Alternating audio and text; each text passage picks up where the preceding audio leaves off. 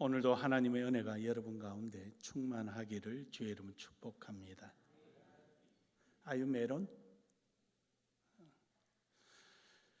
미국의 유명한 그 철학자이자 교육자인 존 두이라는 분이 1956년에 이제 작고하셨는데, 그분의 90회 생일날 제자들이 와서 축하를 해주면서, 선생님 어떻게 해서 이렇게 건강하게 오래 사십니까? 그러니까 제자들에게 산에 올라가라 그러니, 그럼 산에 올라가면 뭐가 보입니까? 보이는 산을 또 올라가라. 그러면 그렇게 다 올라가면 그 다음에는 어떻게 합니까? 이제는 죽음이 기다린다. 결국 산을 소망으로 표현을 했던 거죠. 우리나라의 그 최고의 석학이라는 김형석 교수님이 백회 생신 때 주변에 그런 말씀을 하셨다 그래요. 배우는 데 있어서 늙어질 시간이 없다라는 것이죠. 그러니까 성장하는 자는 늙지를 않는다. 성장하는 사람은 늙지 않는다. 계속적으로 공부하고 배우고 또 전하고 이러는 사람에게는 늙을 시간이 없다는 것이죠. 그래서 이제 그 현대 의학자들이 그런 얘기를 해요. 60세까지는 체력으로 살고 60 이후로는 정신력으로 산다. 그래서 사람이 은퇴하고 나면은 정신줄을 놓는다 그러죠. 은퇴하고 나면 빨리 늙어버리고 빨리 노쇠해 버린다라는 것이죠. 그래서 저도 은퇴하지 않고 한 99세까지만 할까 저는 굉장히 고민 중에 있습니다. 그래서 사람이 어떤 일을 손을 놓는 것이 아니라 자기 인생의 시간을 손을 놔서는 안 된다는 겁니다. 이 일을 하다가 그만둘 수도 있고 저 일을 하다가 그만둘 수도 있죠. 하지만 자기 인생을 그만둬서는 안 된다는 겁니다. 지속적으로 연구하고 공부하고, 이제 학자는 그렇게 될 테죠. 그 다음에 학자가 아닌 사람은 또 뭔가는 다른 일을 만들어가고 지속적으로 일을 만들어갈 때 그 정신력에 의해서 사람은 늙어감을 중단시킨다. 이 현대 의학자들이, 전신의학자들이 이제 하는 내용입니다. 우리 신앙 안에서는 어떻습니까? 그럼요, 소망이죠. 우리가 소망을 갖고 살아가고 소망 안에서 생활하게 될 때 우리의 신앙은 후퇴되지 않고 점점 하나님 안에서 새로운 은혜들을 체험하게 되는 것입니다. 원하기는 여러분이 소망 안에서 살아가기를 주의 이름으로 축복합니다. 소망 안에서 살아가기를 주의 이름으로 축복합니다. 소망 안에서 살아가는 사람은요, 신앙에 의하여 살아가는 것입니다. 신앙에 의하여. 그 신앙이라는 것은 우리가 하나님을 절대적으로 의지하는 그 신앙을 우리는 신앙이라 하는 거지 않습니까? 그러니까 어떤 일을 하든 뭘 하든 하나님께 의지하여서 살아가는 이런 신앙의 삶이 우리 속에 필요합니다. 오늘 본문 말씀 16절에 보면은 이런 말씀을 해요. 만일 내 입술이 정직을 말하면 내 속이 유쾌하리라. 여기서 유쾌하리라라는 말이, 이 말이 무슨 뜻이냐면 풀어드리면 이런 말이에요. 내가 어떤 일을 하러 가는데 옆에서 야야야 그건 그렇게 하는 게 아니야. 경험적으로 볼 때 이렇게 하는 거야. 야야 그거 그렇게 하는 게 아니야. 상식적으로 생각을 해봐. 이렇게 하는 거지. 경험이나 상식이 다 옳은 말이에요. 근데 문제는 하나님의 말씀이 이대로 가라 그러면은 상식이 옳고 경험이 옳고 내 지식이 옳단다 할지라도 그걸 다 멀리하고 오직 하나님의 말씀에 의하여, 신앙에 의하여 나아갈 때 그 나아간 결과가 놀랍도록 하나님의 역사가 일어난 것이죠. 그때 내 마음속에 그래 맞아, 이게 내 속이 유쾌하리라. 무슨 말인지 못 알아들어요? 그럼 우리 이래 해볼까요? 한번 따라합니다. 시작. 그래 맞아, 손도 좀 그렇게 해보세요. 시작. 그래, 맞아. 그러면 그렇지. 우리 하나님이 그러면 그렇지. 그러니까 많은 의심과 많은 유혹, 확정되지 않는 불투명한 이러한 환경 속에서 그것이 억지가 됐던 어쩔 수 없어 됐던 아주 긍정적이고 능동적이던 하나님의 말씀을 지켜서 왔을 때 그래, 잘 왔어, 맞아, 정말 잘 왔어. 그러면서 유쾌하리라 저 말을 직역하면 이런 말, 뛰어날뛰리라, 뛰어날뛰라, 그래, 이러는 모습이에요. 여러분, 이처럼 하나님의 말씀에 의하여, 즉 신앙에 의하여 가게 될 때는 아무리 경험과 지식에 출중한다 할지라도 하나님의 약속 소망에는 따라갈 수가 없는 것입니다.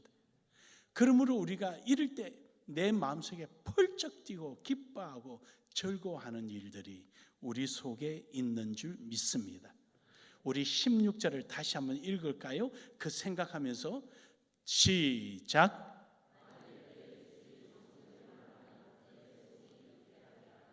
아멘. 여러분, 윤리라는 것이 뭡니까? 여러분에게 드린 말씀이죠.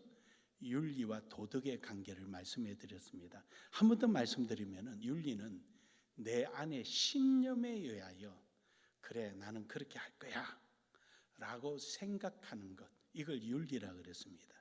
도덕은 내가 내 신념에 의하여 그렇게 하겠다는 것을 행동에 어떤 손해가 오더라도 그대로 행하는 것을 도덕이라고 그랬습니다. 그러나 이 도덕에는 한 가지 조건이 있죠. 보편성이 있어야 된다. 모든 사람이 볼 때 맞아, 저 사람 그렇게 해야지, 이런 생각을 가질 만한 게 있어야 된다라는 것이죠. 보편성을 잃어버리면 아집이죠. 아무리 그 윤리적이라 한다 할지라도 아집이 되는 것이죠. 그래서 윤리와 도덕은 하나의 궤를 가지고 있는 것입니다.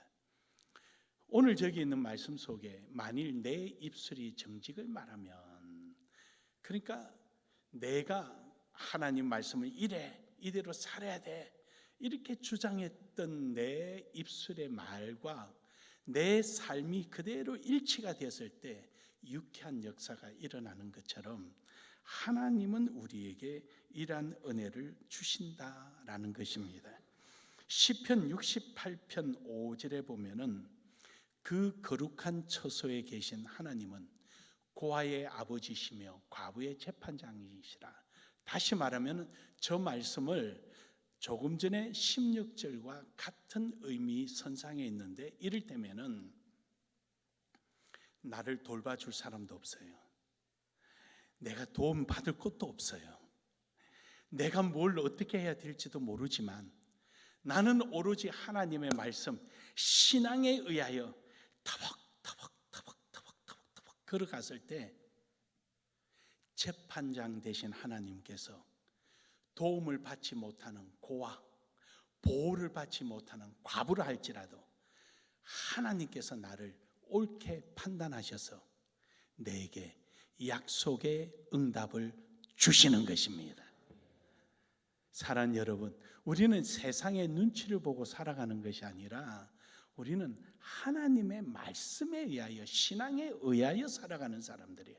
그래서 우리는 소망이 있는 것이죠. 이 세상 사람들은 아무리 몰라도, 이 세상 사람들은요, 어떤 모든 사람이 따라가는 것, 합리적이고 또는 상식적이고 이런 것을 좋아하는지 모르지만 신앙이라는 것은 그러지 않습니다. 신앙은 초상식적이고 초경험적이고 초이성적인 것입니다. 믿으십니까? 아직 다른 사람은 경험해보지 못한 걸 여러분과 제가 먼저 경험하는 것뿐입니다. 이것이 바로 신앙이 주는 것입니다. 우리는 이것을 소망하는 것이죠. 우리는 희망하는 것이 아니에요. 그렇게 될 것이라는 기대하는 것이 아니에요. 우리는 소망하는 거예요. 내 능력으로 어찌할 수 없는 환경, 즉 고아와 같고 과부와 같이 내 능력으로 한계를 느끼고 오직 하나님의 해 주시기만은 약속에 따라서 믿고 바라보고 있는 상태, 소망 말입니다.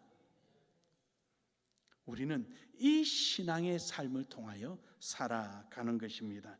하박국 선지자도요, 하박국 3장 18절에 보면은 나는 여호와로 말미암아 즐거워하며 나의 구원의 하나님으로 말미암아 기뻐하리로다. 하박국 선지자의 처해 있는 환경은 어떻습니까? 우양간에 소도 없고 포도나무에 소출도 없고 아무것도 없을지라도 여호와 한 분만으로 즐거워하고 기뻐한다는 것입니다. 오직 환경이 어떠하든 조건이 어떠하든 거기에 있는 것이 아니라 하나님은 메마른 땅에도 물이 나게 하시고 메마른 가지에도 꽃이 피게 하시고 없는 중에도 있게 하시며 죽은 자 가운데서도 살아있게 하나님이심을 믿고 있기 때문입니다. 시편 28편 7절에 보면은요, 여호와는 나의 힘과 나의 방패이시니 내 마음이 그를 의지하여 도움을 얻었도다. 그러므로 내 마음이 크게 기뻐하며 내 노래로 그를 찬송하리로다. 그렇습니다, 여러분. 오늘 여러분과 저는 오직 하나님만을 바라보며 의지하며 나아가는 것입니다. 여러분, 생각이라는 의미가 무엇입니까? 생각을 정의를 한번 내려보십시오. 생각의 정의. 생각은요, 결단하고 판단하기 위한 수단입니다. 그래서 생각 없이 뭔가를 판단하면은 영혼 없이 행동한다 그러잖아요. 우리가 흔히 생각이라는 거는요, 판단하기 위한, 결정하기 위한 수단이에요. 생각 없으면 올바른 판단도 안 되고 올바른 결단도 안 되는 것입니다. 그렇습니다. 생각은 행동하기 위한 결정적인 역할을 하는 것입니다. 시편 149편 5절에 보면은요, 성도들은 영광 중에 즐거워하며 그들의 침상에서 기쁨으로 노래할지어다. 그들의 침상에서, 저게 무슨 말씀이냐면요, 이런 말씀이에요. 내가 고아처럼 과부처럼 누가 하나 도와줄 수도 주는 사람도 없고 의지할 것도 없고 오로지 신앙에 의지하여 하나님만 바라보고 갔더니, 내 생각은 오직 하나님께만 향하여 갔더니 오늘 하루가 지나서 또는 어떤 일이 끝나고 나서 아니면 내 인생이 끝난 그 순간에 생각했더니 하나님이 이 일도 해주셨고 저 일도 해주셨고 이 어려운 환경 속에 이렇게 나를 보호해 주시고 죽을 고비에서 건져주시고 없는 중에 있게 하시고, 야, 지나온 시간 보니까 하나님의 은혜밖에 없구나. 할렐루야. 침상에서 이 기쁨을 노래하는 거예요. 감사하다. 너무너무 감사하다. 생각하면은 그 상태를 지금 노래하고 있는 거예요. 사랑하는 여러분, 오늘도 여러분의 생각 속에 오직 하나님만 바라고 하나님의 말씀만 소망하며 나아가는 여러분 되기를 주의 이름으로 축복합니다. 두 번째로는 신앙의 삶을 살아야 하는 것입니다. 말씀드린 대로 윤리와 도덕에 말씀드렸잖아요. 내 마음속에 우리가 하나님 말씀만이라는 내 의지가 분명하고 그렇게 살아야지 라는 윤리의식이 확고하면 우리는 어떤 유혹이 있을지라도 그렇게 행동하고 나타내며 살아가야 하는 것입니다. 이것이 바로 신앙의 도덕적 행위인 것입니다. 그러므로 여러분, 우리는 신앙의 삶을 살아가는 신실한 신앙인이 되기를 주의 이름으로 축복합니다. 예레미야 32장 40절에 보면은요, 내가 그들에게 복을 주기 위하여 그들을 떠나지 아니하리라. 하는 영원한 언약을 그들에게 세우고 나를 경외함을 그들의 마음을 두어 나를 떠나지 않게 하고. 저 말씀을 다시 표현하면 이렇습니다. 하나님은 우리를 떠나지 않으시는 거죠. 이유는요, 우리의 소망이 성취되도록 하기 위해서. 바꿔 말하면은 저 말씀은 과정에 있거든요. 그래, 하나님의 말씀대로 소망을 두고 살아야 돼 마음을 먹고 내 발걸음이 어떤 방해나 어려움이 있을지라도 그걸 이겨내며 나아가도록 하나님은 우리에게 역사하신다. 경외함이라는 말은요, 두려워한다는 말인데 무섭다, 하나님 무서워 이런 뜻이 아니고요. 이것도 하실 수 있는 거야? 저것도 하실 수 있는 거야? 저것도 해? 하나님은 저것도 하실 수 있는 거야? 내 경험과 상식으로는 도무지 이해가 가지 않는 너무너무 놀라운 역사들을 하나님이 하시는 모습을 저것도 하시는 거야? 저것도 하실 거야? 라는 이 경외함을, 두려워함, 경외함 이런 표현이에요. 그러니까 하나님께서는 우리와 함께 하심으로 내가 신앙을 지키며 나아갈 때 하나님은 나와 함께 하시고 떠나지 아니하시고, 내게 어려움이 있을 때 나로 하여금 신앙에서 벗어나지 않도록 하나님의 역사를 일으켜 주시는 것입니다. 출애굽기 13장 21절에서 21절에 보면 이스라엘 백성들이 출애굽할 때 하나님께서 낮에는 구름 기둥으로 함께 해주시고 밤에는 불 기둥으로 함께 해주시는 분이에요. 믿으십니까? 그래서 그들이 항상 그 안에 있도록, 한밤에 불 기둥으로 벗어나면 얼어 죽게 되지요. 그래서 하나님의 경외함을 느끼게 하고, 한낮에 햇빛이 팍 내리쬐는데 구름 기둥 안에 들어오면은 더위를 이겨낼 수 있으니까 하나님의 경외하심을 보는 거예요. 여러분, 이 얼마나 놀라운 은혜입니까? 하나님의 은혜 중에 은혜예요. 그러므로 여러분, 이런 하나님이 우리와 함께 하시는 하나님의 은혜, 40년 동안 변함없이 함께 하시는 하는 은혜, 그 은혜가 오늘도 여러분과 함께 하는 줄 믿으시길 바랍니다.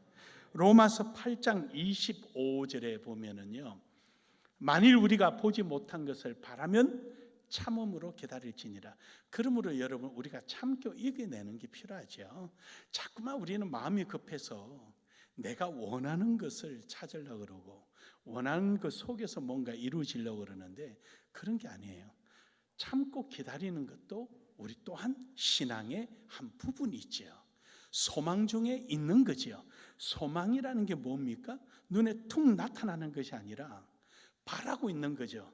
바란다는 것은 소망이 현실 속에 나타나는 것과 나타나기 전에 시간의 갭이 있다는 거죠. 이 시간의 갭을 일컬어 인내라고 말하는 거예요. 할렐루야. 이 시간의 갭을 우리 인내라고 하는 거죠. 기다리는 거예요. 참는 거예요. 그러므로 여러분, 인내함으로 나아가기를 주 여러분 축복합니다. 뿐만 아니라 시편 62편 5절에 보면은요, 낭망하지 말아야 돼요. 그냥 에이 그만하자 이렇게 하면 안 돼요. 참고 기다려야 돼요. 참고 기다릴 때 바로 그런 것을 보고 느끼고 깨닫게 되는 거죠. 그런 게 없다면 힘들다고 뭐 내 마음대로 하고 나면은 결단코 얻을 것을 얻지 못합니다. 우리가 잘 아는 나폴레옹이 어릴 때 파랑새를 잡으러 동네 아이들과 갔는데 동네 아이들은 되돌아왔는데 나폴레옹은 안 돌아온 거예요. 그래서 동네 사람들이 전부 다 나서서 나폴레옹을 찾았죠. 그래서 이제 혼도 났겠죠. 그 다음날 친구들이 야 바보야, 나폴레옹이 키가 작으니까 친구들한테 늘 이렇게 소외당했다 그래요. 야 이 바보야, 어두워지면 돌아와야지. 네가 어떻게 그 새를 잡아? 그러니까 나폴레옹이 이런 거예요. 나는 간 만큼 알고 너희는 가지 못한 만큼 모른다. 참 대단한 말이죠. 나는 간 만큼 안다. 그래 여러분, 우리가 인내하고 우리가 포기하지 않는다면 소망이 그로부터 나오는 도다. 할렐루야. 그러니까 하나님을 내 영혼아 잠잠히 여기서 이 말 한다고 솔깃, 저기서 저 말 한다고 솔깃, 이런 거 하지 말고 오직 하나님만 바라고 가면, 불평불만도 하지 말고 가면 소망이 그로부터 나오는 도다. 여러분에게 그러한 소망이 임하기를 주의 이름으로 축복합니다. 야고보서 5장 11절에 보면은요, 보라, 인내하는 자를 우리가 복되다 하나니 너희가 욥의 인내를 들었고 주께서 주신 결말을 보았거니와 주는 가장 자비하시고 긍휼히 여기시는 이시니라. 저기서 중요한 낱말이 가장이라는 낱말. 가장이라는 낱말 속에는 뭐가 숨어 있느냐? 시간과 크기가 있는 거예요. 무슨 말이냐? 우리에게 가장 필요한 시간에 가장 필요한 만큼을 하나님은 베풀어 주시느니라. 너무 감사한 거죠. 가장. 그러니까 우리는 욕심낼 거 없어요. 내게 꼭 필요한 만큼만 주어지면 그걸로 끝나는 거예요. 미련스러운 게요, 먹는 시합하는 가장 미련스럽다 그러잖아요, 어른들이. 왜냐하면 배부른 걸 못 느끼고 사는 만큼 미련스러운 사람 없다는 거죠. 그래서 우리나라에서는 돼지로 표현하고요, 저 필리핀이나 이런 데는 악어로 표현을 해요. 그 돼지는 그렇게 우리 생각만큼 많이 안 먹는데요, 80% 차면 그만 먹는데요, 사람 먹기 대회 나가는 사람은 200% 먹지고 300% 먹지만 그게 미련스러운 거예요. 그러니까 우리에게 하나님 딱 맞는 만족한 것을 우리에게 주신다는 거죠. 사랑하는 여러분, 주님 주시는 만족 안에 있기를 주의 이름으로 축복합니다. 그래서 신명기서 2장 25절에 보면은요, 오늘부터 내가 친히 만민이 너희를 무서워하며 너를 두려워하게 하리니 그들이 내 명성을 듣고 떨고 너로 말미암아 근심하리라 하셨느니라. 지난날에 우리에게 손가락질하고 바보같아 뭐하다 이렇게 했던 사람들이 하나님께서 우리와 함께 하시고 신앙 안에서 우리가 행동하고 살아가니까 하나님의 역사가 우리 가운데 일어나니까 도리어 그들이 두려워하는 거예요. 마치 이스라엘 백성들이 40년 동안 광야 생활하다가 요단강 건너서 들어가니까 여리고 성에 있는 사람들이 벌벌벌 떨고 있는 것처럼, 두려워서 어찌할 수 없는 것처럼, 오늘 이 세상이 여러분을 바라볼 때 이러한 두려움이 있기를 주의 이름으로 축복합니다. 축복합니다. 마지막 세 번째로 소망으로 살아가는 사람은요, 신앙의 열매를 맺습니다. 당연히 맺죠. 당연히. 18절에 보면은요, 정령이 내 장래가 있겠고 내 소망이 끊이지지 아니하리라. 당연히 내 장래가 있겠고 소망이 끊어지지 아니라, 네가 행한 결과에 반드시 열매가 있고 끊어지지 아니하리라. 즉 끊어지지 않는다는 것은 내가 신앙에 의하여 신앙의 삶을 살고 가는 자리에 이 연속된 자리가 헛되지 않게끔 결과를 반드시 이뤄내겠다라는 것이죠.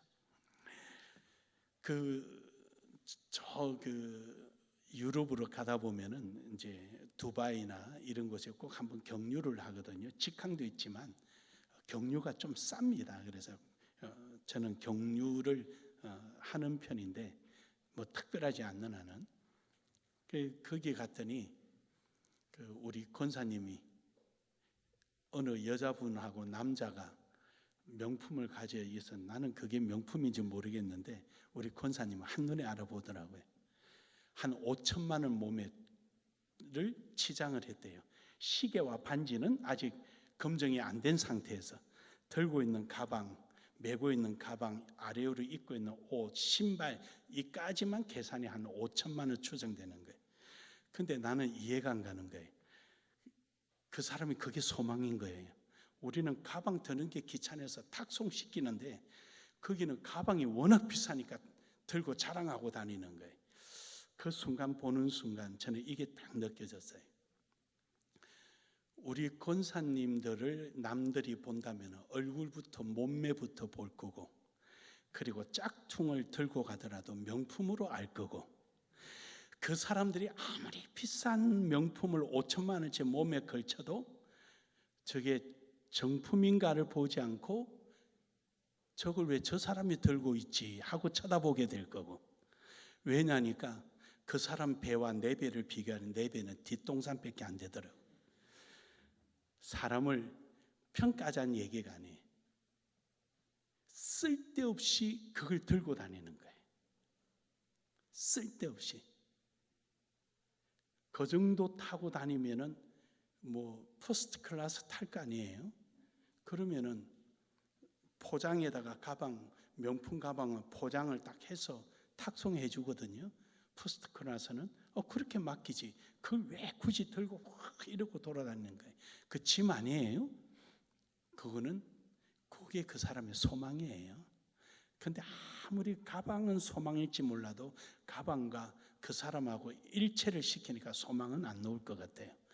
여러분, 우리 속에 진정한 소망은 예수 그리스도입니다. 그걸 아무리 들고 다녀도요, 찢어지면 소용없고요, 패션 지나면 갖다 버려야 되는 거예요. 그러니까 그 들고 다니는 것이 자기 마음에 있는 것이 아니라 그 회사가 새로운 제품 만들어내면 그때부터 똥값이에요. 그게 의미가 없는 거예요. 그러니까 그 사람의 인생은 어느 명품 회사의 디자인의 손에 의하여 살아가는 사람이에요. 여러분, 우리는 하나님의 손에서 명품 되어가는 여러분과 제가 되기를 주의 이름으로 축복합니다. 축복합니다. 시편 147편 11절에 보면은 여호와는 자기를 경외하는 자들과 그의 인자하심을 바라는 자들을 기뻐하시도다. 그렇습니다. 하나님을 경외하는 자, 그가 인자하심을 바라는 자들을 기뻐한다 그랬습니다. 시편 146편 5절에서는 야곱의 하나님으로 자기 도움을 삼으며 여호와 자기 하나님에게 그 소망을 두는 자는 복이 있도다. 그렇습니다. 여러분, 하나님께서 그 야곱은 어땠습니까? 그 파란만장한 삶을 살았지요. 하지만 그럴 때마다 하나님은 야곱에게 신앙으로 돌아오도록 하나님께서 깨우쳐 주시고 꿈에 나타나 주시고 야곱을 해코지 하려면 막아주시고, 그러면서 끝까지 보호하셔서 아브라함, 이삭, 야곱에게 약속하신 그 약속을 이루지 않습니까? 이처럼 여러분과 저에게도 이러한 역사가 일어나는 줄 믿으시기를 주의 이름으로 축복합니다. 히브리서 4장 16절에 보면 시편 40편 1절에 보면은요, 내가 여호와를 기다리고 기다렸더니 귀를 기울이사 나의 부르짖음을 들으셨도다. 내가 기다리고 기다렸더니, 즉 인내, 소망 중에 인내할 때 하나님께서 응답해 주시고 역사해 주시는 겁니다. 히브리서 4장 16절에서도 보면은 그러므로 우리는 긍휼하심을 받고 때를 따라 돕는 은혜를 얻기 위하여, 그렇죠, 우리가 신앙에 의하여 신앙의 삶을 살아갈 때 그 환경에 꼭 필요할 때마다 때를 따라 하나님께서 우리를 도와주시고 역사해 주시고 은혜의 보좌로 우리를 인도해 주시고, 우리가 그렇게 살아가는 삶이 은혜의 보좌 앞으로 나아가는 것입니다. 그러므로 여러분, 조금도 거침없이 나아가기를 주의 이름으로 축복합니다. 축복합니다. 이번에도 몇 천만 원 들여서 지금 저 앞에 문을 고칩니다마는 저 문을 고쳐야 우리 건물이 완성이 돼요. 왜냐하면은 옛날 건축물들은 다 고전적이에요. 고전적.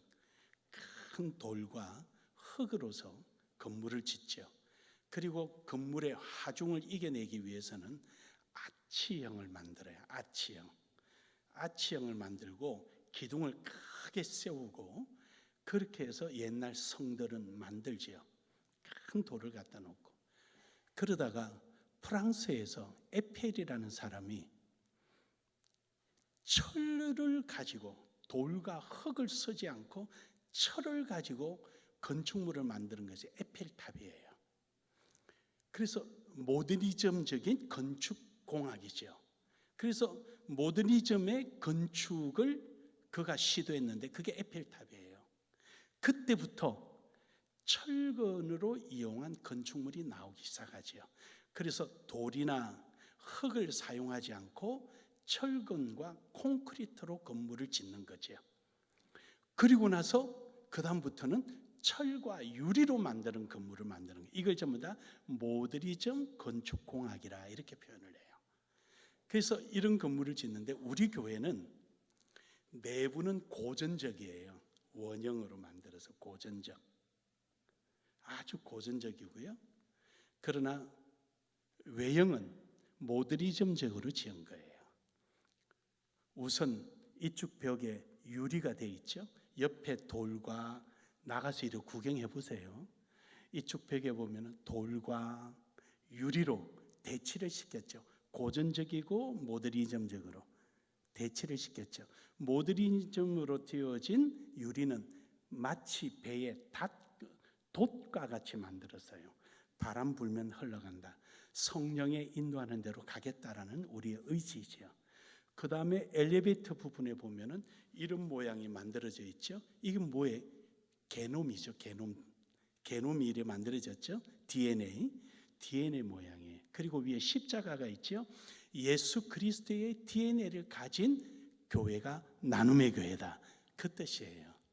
그 다음에 이쪽에서 보면 대각선에서 보면 불룩하게는 배 모양이 그냥 선명하게 나옵니다. 저 길 건너서 보면 선명하게 나와요. 그래서 노아의 방주의 역할을 하는 거예요. 그래서 성부, 성자, 성령이 있는 거예요. 성부, 배를 만들어서 구원에 계획하시고, 성자, 예수 그리스도의 DNA가 있고 돛이 있는 것, 성령의 성부, 성자, 삼위일체 교회라는 뜻이에요. 이제 좀 아셨어요? 그래서 우리 교회 짓고 바로 그 다음 달에 서울 건축 매거진에 우리 교회 건물이 표지 모델로 들어갔어요.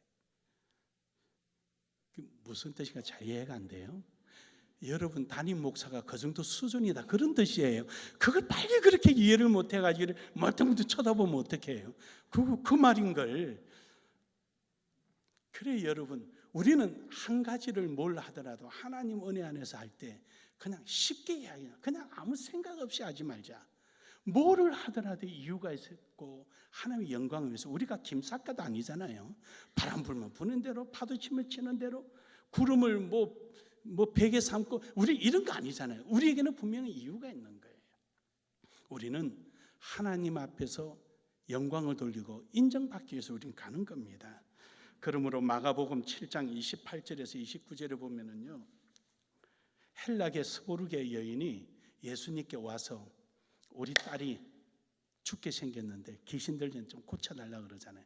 그때 예수님께서 주인 상에 있는 떡을 개에게 주지 않는다 그런 거죠. 이 말이 무슨 말이냐면요, 유대 사회에서는 이스트가 많이 들어간 우리처럼 카스테라처럼 생긴 빵을 상에 두면은 그거는 손 닦는 거예요. 그건 손 닦는 거예요. 그래서 그걸 가지고 손을 닦아서 버리는 거예요. 그 버리면 이제 개가 먹거든요. 그래서 예수님께서 상에 있는 떡을 개에게 주지 않는다니까 이 여인은 올소이다. 그렇지만 상에서 떨어지는 부스러기를 개가 먹는다 그런 거죠. 그러니까 요 손 닦고 버리는 걸 부스러기라 그러는 거거든요. 이 부스러기를 먹나이다. 그러니까 그 믿음을 보시고 예수님께서 딸아, 내 딸이 나섰다. 이시로 나섰다. 그럼요, 우리 이렇게 어떤 한 가지 목적을 위하여 최선을 다하고 적극적인 이런 삶을 살아가기를 주의 이름으로 축복합니다. 누가복음 5장 19절에서 20절에서도 적극적인 모습 보죠. 친구가 중풍이 걸리니까 그 친구를 4명이 데리고 예수님 앞에 가려고 하니까 사람이 많아서 못 들어가니까 남의 집 지붕을 뚫고 위에서 내려서 자기 친구를 고침받지 않습니까? 그럼요 여러분, 신앙의 열매는 가만히 앉아서 열리지는 않습니다. 내 마음속에 소망에 대한 강한 의지가 있고 그것을 하나님 말씀에 의하여 행동하고 순종하고 나아갈 때 하나님은 그 역사를 이루어 가시는 것입니다. 우리 나눔의 교회가 그래 해온 것처럼 여러분의 신앙도 그렇게 되고 여러분의 가정도 이런 열매로 가득히 채워지기를 주의 이름으로 축복합니다. 축복합니다.